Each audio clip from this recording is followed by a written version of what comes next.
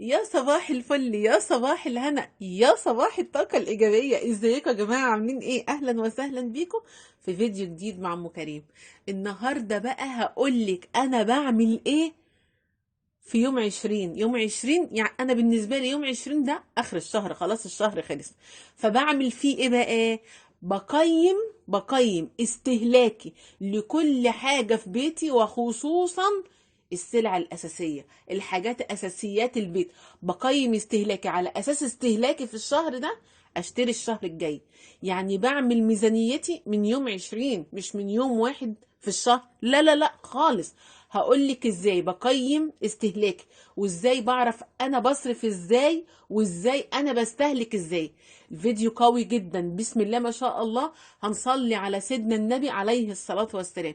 مفيش اي حاجة هتضيع مننا بفضل الله، ومفيش اي حاجة هتتهدر مننا بفضل الله. صحابي وحبايبي اللي لسه داخلين القناة جديد، اهلا وسهلا بيكم. انا اسمي منى، ودي قناتي قناة ام كريم. صحابي وحبايبي اللي معايا من اول ما دخلت اليوتيوب، يا صباح الفل على الجميع، ويا صباح الهنا على الجميع، ويا صباح الرزق الواسع على الجميع. ربنا يسترنا ويستركم، ويرزقنا ويرزقكم الرزق الحلال، ويبارك في اولادنا ويبارك في ازواجنا، وما يكسر راجل قدام عياله ابدا يا رب، ويكفي بيته دايما، وما يكسر ست قدام عيالها وتبقى مكفيه بيتها دايما يا رب. اللهم ارزقنا واياكم الرزق الحلال، وسترة العرض، وهداوة السر. تمام كده اهو. طيب النهارده بقى هجيب لك السلع الاساسيه. اول حاجه، بصوا يا جماعه، الموضوع مش ان الاساسي عندي لازم يكون عندك، بس في اساسي في البيوت كلها. انا هتكلم عليه النهارده، وهقول لك انا بوفر فيه وبقيم استهلاكي فيه ازاي. اول حاجه الرز. اول حاجه ايه؟ الرز ده يا جماعه غالي، تمام؟ زي ما كل حاجه بقت غاليه. طيب انا حاطه الرز كده ليه؟ وحاطه الكوبايه دي ليه؟ والكوبايه ملحوسه كده ليه؟ لا الكوبايه مش ملحوسه ولا حاجه. صلي على سيدنا النبي. الرز دوت انا كنت جايبه اول الشهر 7 كيلو رز. 7 كيلو رز، ما كانش عندي رز يعتبر. تمام. فبعد ما جبت 5 كيلو، انا تملي بجيب 5 او مثلا ايه حاجه زي كده، رحت جايبه 2 كيلو تاني. قلت ايه؟ على اساس ان انا ما كانش عندي رز خالص. فطبعا الكوبايه ملحوسه كده زيت. ده زيت ليه؟ لان كل كيلو رز زي ما قلت لكم انا بقى ايه، بغلفه بمعلقه زيت. كل كيلو رز قصادها معلقه زيت اكل. تمام كده اهو. واروح مقلبه، لا بيجي فيه سوسه ولا بيجي فيه دوده ولا بتيجي فيه نمله ولا اي حاجه اهو. طيب انت جبتي 7 كيلو. انا بقى عايزه اقول لكم على حاجه مهمه جدا جدا في موضوع الرز ده، ازاي توفري فيه. انا جايبه 7 كيلو الشهر ده بس. تمام. طيب ال7 كيلو انت خلصتي، انا عملت محشي، وعملت رز بلبن، وعملت كشري مرتين. عملت كشري مرتين. فطبعا انا استهلكت الرز دول تقريبا كده، تقريبا 2 كيلو او كيلو ونص تقريبا. تمام كده. طيب انت بتعملي ايه ام كريم؟ في العموم يا جماعة، في العموم أنا بستهلك 5 كيلو رز في الشهر. ليه بقى؟ أنا بعاير بالكوباية. بالكوباية دي يعني بصي مثلا، أنا وولادي وزوجي 4 أفراد، ربنا إيه، ربنا يخليهم لي يا رب. بروح عاملة إيه؟ باخد 3 كوبايات بس رز. 3 بس. يعني مثلا عدد أفراد أسرتك 5، خدي بلاش، مش بلاش الطريقه دي. تمام كده اهو. طيب انت بتعملي قد ايه رز؟ انا هقولك. بتعملي مثلا نص كيلو، بيفيد ايه من الحله؟ بيفيد قد إيه مثلا يا ام كريم؟ قد دول. بعد ما العيال بتاكل وكل حاجه، واروح ركناهم في التلاجة وينشفوا، تاني يوم اروح رميهم. حرام عليكي. عارفه حبه قد دول؟ نص الكوبايه دول في كل اكله ممكن يعمل لك نص كيلو تاني. فانت تقللي استهلاكك. خلاص انا كنت بجيب 5 كيلو مثلا، لا انا هجيب الشهر دوت 4 كيلو بس، على اساس ما يترميش منهم معلقه رز. معلقه رز. فاض رز حطيه في الفريزر. ممكن تعملي منه كفته بالرز المطبوخ. تمام. لكن في ناس تقولك لا انا خلاص العيال مش هتاكل، انا هرمي دول. عارفه دول اللي انت بتستهتري بيهم؟ دول فلوس. النص الكوبايه دي كده، دي فلوس بتترمى من غير ما تحسي. لا انا بقى ايه؟ بقيم استهلاكي. انا جبت 5 كيلو رز، خلصوا تماما، الحمد لله، فضل وعدل. فايض في الشهر ايام، لا ده انا هجيب كمان كيلو، يبقى 6 كيلو. كل واحده عارفه نظام بيتها شكله ازاي. هقول لك برضه. طيب انا عايزه ازود في الرز ده. ام كريم قلت لك قبل كده خدي الكوبايه دي كده مثلا، يعني ما انا بديكي امثله. خدي الكوبايه دي اغسليها تمام، وتروحي ايه نقعاها في حبه ميه قد مثلا 5 دقايق قد 10 دقايق، حلو كده. وتروحي مسوياها بعد كده، هتشطفيها من الميه ديت او تحطيها بالميه بتاعتها عادي جدا. لكن الكوبايه لو انت بتحطي للكوبايه دي كوبايه ميه، حطي لها كوبايه الا ربع ميه، لان الرز شرب ميه وهيزيد. وجربي وادعي لي. تمام تمام. صلوا على سيدنا النبي يا جماعه. وحطي بقى احلى لايك لاختك. المكرونه انا بصي مفضياها ازاي ديت، انا جايباها كيس اهو. يعني بصي هقول لك والله اهو، ده اخر كان ايه اخر كيس عندي ده. تمام.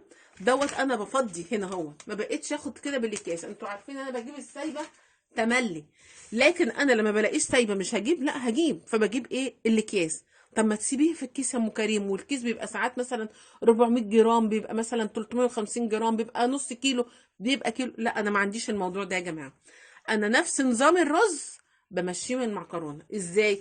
بصوا نفس كوبايه اهي، بروح واخداها كده اهي. هحمر مثلا على قد مثلا كريم، او مثلا كريم وحازم اللي هياكلوا المكرونه، فبعمل قد كوبايه مثلا. انا عارفه ولادي بياكلوا ايه او بياكلوا كميه قد ايه. باكل مثلا انا وولادي وزوجي، باخد مثلا ادي كوبايه اهي تمام، واروح واخده كوبايه كمان، اخد كوبايه كمان اهي تمام كده اهو، واروح واخده بصي، بروح واخده نص كوبايه. انا الاول كنت في المكرونه باخد 3 كوبايات، لا كانت بقى بتزيد. رحت قلت لا، بدل ما ايه مرمي معلقتين مكرونه، لا انا هقلل من المكرونه، من سوى المكرونه نفسه. بدل ما هاخد كوبايتين بقيت اخد كوبايه، بدل ما باخد كوبايتين ونص اخد كوبايتين، بدل ما باخد 4 كوبايات اخد 3، على اساس ان انا ما هقدرش خالص في الحاجه ابدا. والله لو انا محتاجه تاني اقوم اعمل تاني المشكله، لكن انا مرميش حاجه، لان الحاجه اللي بتترمى هنا دي فلوس. طب ازاي بقى يا ام كريم؟ فهميني وقولي لي انت ازاي بتعملي ده. انا لسه هوريكي حاجات تانية وهقول لك اوفر فيها ازاي. طبعا الرز هنا خلاص كده بيشطب، يعني دول تقريبا يا 2 كيلو يا كيلو ونص بالكتير، مش هيجي كيلو ونص كمان. فاروح جايبه مثلا ايه، بصي الايه الفلوس، هقول لا في 200 جنيه، 200 جنيه هحطهم للمكرونه وللرز، للمكرونه وللرز. ازاي بقى؟ او للمكرونه بس او للرز بس. الرز انا بجيبه بكام؟ بجيبه ب 22، وفي ب 20، وفي ب 27، وفي ب 30. طالما في 22 و27 والكلام ده، اعرفي ان في اقل شويه. فمعلش شدي رجلك شويه كده اهوت لاخر السوق هتلاقي. طبعا في رز اللي هو المكسر، جيبيه دوت للمحشي، جيبيه للمحشي، جيبيه للممبار، جيبيه للرز بلبن. حلو كده. انا كنت جايبه 2 كيلو مكسر، دول انا عملت بيهم محشي وعملت بيهم كشري. لا ما عملتش كشري، لا لا لا ما عملتش كشري، عملت محشي وعملت رز بلبن. لكن الكشري والرز بقى الاحمر والرز بشعريه بعمله بالرز ايه ده، الرز المكسر. بيبقى ايه؟ بيبقى اقل في السعر، بيبقى الراجل بيديهولك اقل. فانا هحط ال 200 جنيه دول مؤقتا مؤقتا للمكرونه، للمكرونه وللرز، لحد ما يجي اخر الشهر اللي هم ال10 ايام يمشوا. وهقول لك همشي بيتي ازاي في ال10 ايام، لحد ما ال10 ايام يمشوا، وهشوف انا هزود قد ايه للمكرونه وللرز. فاهمه قصدي؟ هقول لك اكتر وهفهمك اكتر. طيب ايه تاني الاساس يا ام كريم؟ الايه؟ البطاطس والبصل. ام كريم البطاطس والبصل انت حاطاه مع بعض؟ لا انا مش حطاهم مع بعض، انا بس عشان التصوير حطيت لك البصل اللي لسه موجود عندي تمام، وحبه البطاطس. طيب البطاطس ديت انت كنت جايبه كام في اول الشهر؟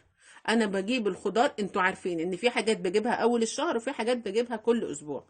البطاطس ديت انا كنت جايبه 3 كيلو بطاطس، مش من اول الشهر، مش من اول الشهر. انا كنت جايبه كنت ماشيه بنظام ال10 ايام. فالمهم دول كمان ايه فضلوا من ال3 كيلو، لان انا حمرت وسلقت تمام كده.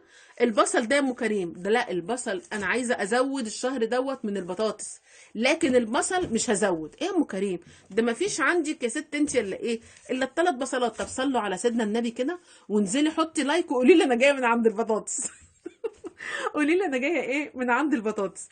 البصل ده، البصل ده مش هتجيبي بصل؟ لا مش هجيب. انا ممكن اجيب في الشهر دوت كيلو بصل واحد. يا ست انت بتتكلمي ازاي؟ ده هم 3 بصلات اللي عندك، هتمشي الشهر كله ب3 بصلات؟ لا، ما هو انا البصل اللي انا كنت جايباه كنت جايباه مقشر. سقفه بقى لام كريم. مقشر ده بيبقى سعره اقل شويتين، مش شويه، تمام كده اهو. ورحت جايبه ايه، الكبه، ورحت فرمه البصل وشايلاه في الفريزر. وكنت مخليه في وش عودكم يعني 4 بصلات، 4 طول الشهر. ليه بقى؟ البصلايه اللي انا ممكن اعمل منها سلطه. برافو عليكي. البصل كله انا فرمته فايض طول الشهر. انت عملتي ببصلايه واحده السلطه؟ اه والله ده اللي حصل. انا جبت بصلايه ورحت مخرطاها خرط كبيره، خرط بتاعت السلطه، ورحت حطاها في كيس ورحت شايلاها في الفريزر. اجي اعمل سلطه اروح مطلعه منها بس. اعمل مثلا اكله، اعمل طبيخ، اعمل رز ببصل، اعمل اي حاجه، اروح عامله من ايه، من البصل اللي انا حطاه في الفريزر. فبصي 3 بصلات اهم موجودين. يبقى انا المفروض هجيب الشهر ده كيلو واحد بصل بس، لان لسه عندي في الفريزر. هي اللي انا هزود فيها، هزود ايه، هزود البطاطس. تمام كده. يبقى انا هحط على البطاطس بردك ايه، 200 جنيه. هقول لك بردك البطاطس مش هجيب بطاطس ب 200 جنيه، لا، انا هجيب من البطاطس ديت ازيد شويه، لان انا جبت 3 في 3، جبت 6 كيلو في ال20 يوم اللي عدوا. تمام كده اهو. طيب انا المفروض هجيب كام؟ لا، انا قدامي كمان 10 ايام، وانا كنت ماسكه شويه على البطاطس، وكان استهلاك البطاطس وفر معايا. وهتقولي لي وفر في الزيت، هقول لك وفر الزيت ازاي، مش هسيبك. لكن بصي انا هحط ال 200 جنيه دول للبطاطس والسوق، للبطاطس والبصل والخضار بس، اللي هي الطماطم. الطماطم لا، انا عندي صلصه في الفريزر. انا هجيب في الاول 10 ايام باذن الله ان كان ليا عمر، هجيب كيلو طماطم ناشفه للايه، للسلطه بس، مش اكتر من كده. وهزود، مش هجيب 3 كيلو بطاطس، هجيب بقى 5 كيلو بطاطس كل 10 ايام. هتمشي معايا وهتظبط لي الميزانيه جدا، وهقول لك ازاي. لكن واحده بقى هتيجي تقول لي يا ام كريم، البطاطس زيت، مش انت بتحمريها يا ست انت بتهدري في الزيت؟ هقول لك اه والله، هي فعلا هي البطاطس بتهدر في الزيت، لكن ام كريم ما بتهدرش. فايض عندي قد ايه من الزيت؟ صلوا على سيدنا النبي يا جماعه، قولوا عليه الصلاه والسلام. فايض عندي ازازه زيت، ادي ازازه زيت حلو كده، ما اتفتحتش. بصوا بقى البطرمان اللي انا بحوش فيه الزيت اهو، حبه دول انا مش هاجي جنبهم. اول ما هفتح الازازه دي، تمام كده، اول ما هفتح الازازه هعمل ايه، هحط بردك ملو الكوبايه زي ما انا قلت لكم في البطرمان دوت. حلو الكلام، حلو الكلام جدا يا ام كريم. طيب البطاطس دي يا ست انت مش بتهدر لك في الزيت؟ لا والله ولا بتهدر ولا حاجه، لان انا بعمل تقريبا بطاطس مسلوقه كتير، بتبقى مريحه لمعدتنا والعيال بيحبوها قوي. ماشي، انا مثلا بحمر بطاطس، مش هقول لك ما بحمرش، بس بحمر في كميه زيت بسيطه، طاسه صغيره، حله صغيره، وفري على قد ما تقدري من الزيت. في حاجه تانية عايزه اقولها لك، وحاجه مهمه جدا، الفول والطعميه. الفول والطعميه، ايوه. طب بصي، قبل الفول والطعميه احنا اتكلمنا عن الزيت، هنتكلم عن السمنه. بص انا جايبه لك اساسيات اساسيات الاساسيات. اول حاجه يا جماعه، صلوا على سيدنا النبي. واللي لسه ما حطيتش لايك، بعد اذنك حطي لايك لام كريم، تمام، وصبحي عليا وقولي لي انا جايه من عند ايه، من عند الصلصه. طيب ده الزيت كده يا ام كريم، انت قلت لنا عليه خلاص. طب دي ايه؟ والله يا جماعه الصلصه دي، ده تاني، دي اسمها سلطانه. الصلصه دي تاني شهر عندي، البطرمان ده تاني شهر. لكن انا مش هجيب صلصه الشهر ده، لكن هشيل فلوسها الشهر ده كاني جبت صلصه. البطرمان ده كل شهر، يعني الشهر اللي فات انا بردك ما جبتش، الشهر ده انا ما جبتش، هي عندي من الشهر اللي فات، يبقى كده بقى لها شهرين. انا هشيل حق البطرمان ده تاني في الاستخبص، تمام كده. طيب انت ما استعملتيش الصلصه ليه يا ام كريم؟ انا عندي صلصه اللي انا وريتكم انا بحفظها ازاي، تمام كده. عندي علبه مليانه من الصلصه، من ايه، من باكوين صلصه. عندي علبة مليانة بفضل الله، بفضل الله ورحمته، في الفريزر من الصلصة، لان انا وريتكم طريقة حفظ الصلصة ازاي، وازاي انا بوفر في الصلصة. انا باخد معلقة، معلقة واحدة بس، معلقة اكل، تمام كده، على ايه، على شفشق الخلاط او 3/4 شفشق الخلاط، وقلت لك لو انت ما عندكيش صلصه حطي معلقه صغيره بابريكا في القوطه وانت بتعصريها في الخلاط. صحابنا وحبايبنا بقى ايه واخواتنا اللي في البلاد العربيه بتقول لي يا ام كريم يعني ايه قوطه؟ يعني يا حبيبه قلب طماطم. تمام، احنا بنقول عليها قوطه. طيب انت دلوقتي هتحطي معلقه شاي بابريكا في الخلاط وانت بتضربي الطماطم، وادعيلي وادعيلي. تمام. طيب السمنه خلصت عندي، بس انا طبعا ايه شاطره وموفره. تمام. اللي جت من عند الصلصه تحط لي احلى لايك. تمام. طيب السمنه دي جنه، دي بواكي، ديت بجيبها بقى من ايه؟ من الفكه، فيديوهات الفكه. انزلي كده وشوفي الفيديوهات اللي بتوفر معاكي بدل الجنيه 1000 جنيه. تمام كده. بجيب ايه لما اكون مثلا طالعه وفاض فلوس مثلا، اقول ايه؟ جيبي يا بنت باكو ايه، باكو سمنه، جيبي مثلا باكو ملح، جيبي مثلا مش عارف بينفعوا. انا عندي الحاجه احسن من الفلوس. الحاجه طالما في البيت بتبقى احسن من الفلوس كتير. طيب في حاجه بقى مهمه انا لسه بردك ما قلتلكيش عليها، في حاجات تاني. بصي ايه دوت فول الطعميه، الفول المدشوش دوت. بصي انا حاطاه فين؟ في الفريزر. تمام كده. طيب انا الفريزر عندي عشان تذويب ذاتي ما فيهوش اي حاجه، يعني مش هيطقق لي البتاع ده البطرمان. طيب انت بتعملي ايه يا ام كريم؟ ده انا بجيب ربع في ربع، ربع في ربع. ما بجيبش انا ب 10 جنيه والميزان الديجيتال والكلام ده انا ماليش فيه. انا بقول له هات ربع، بجيب ربع واحط، واجيب ربع تاني واحط. الفول ده انا مش هعمله الشهر ده. مش هعمله ليه؟ لاني انا جايبه طعميه ما استهلكتش منها كتير الشهر ده. مش جايبه طعميه، يعني عامله طعميه في بيتي حطها في الفريزر ما استهلكتش منها كتير الشهر ده. بس انا برضو هحط فلوسه في الاستخبص. تمام، كاني اشتريته. فانا بوريكم ان انا اهو عندي، بس مش ايه، مش هستعمله. تمام. يبقى انا كده بقيم ايه؟ بقيم استهلاكي لكل حاجه في البيت، لكل حاجه. الحاجه اللي ممكن هحط فيها فلوس وعارفه ان هي انا ما رضيتش احط على الرز عشان الرز فيه زيت وما احطش الفلوس في الزيت وارجع اديها لحد، حرام عليا. انا ما احبش يعني اظلم حد، والحمد لله ربنا يجعلنا لا نظلم ولا نظلم يا رب. لكن انا ايه؟ هشيل حق الفول دوت، لاني انا عندي طعميه انا عاملاها، عندي اكياس طعميه هتكفيني الشهر ده كمان، لاني ما استهلكتش منها الشهر ده. لان البطاطس قامت بالدور. البطاطس قامت بالدور ازاي؟ ان انا كنت بسلق بطاطس واهرسها وناكل بيها، والحمد لله فضل وعدل من عندك يا رب. في حاجه تانية يا ام كريم، في حاجه مهمه جدا جدا جدا جدا. ايه هي؟ السكر. السكر هقول لك بقى انا موفره في السكر ازاي، بس بعد ما تصلي على سيدنا عليه الصلاه والسلام، صلى الله عليه وسلم، حبيبي يا رسول الله صلى الله عليه وسلم. اول حاجه اللي ما حطيتش اللايك تنزل تقول لي يا ام كريم انا جايه من عند السكر، صباحكو سكر، صباحكو سكر وسكر. تمام كده. تمام يا ام كريم. هوريكي بس ايه السكر انا عامله فيه ايه، بفضل الله، ولا بشطاره ولا بكلام من ده، لا، كله بفضل الله يا جماعه، كله بفضل الله. تمام. توكلي على الله، خير توكل كده وحق توكل، وربنا بيدبر لك امرك.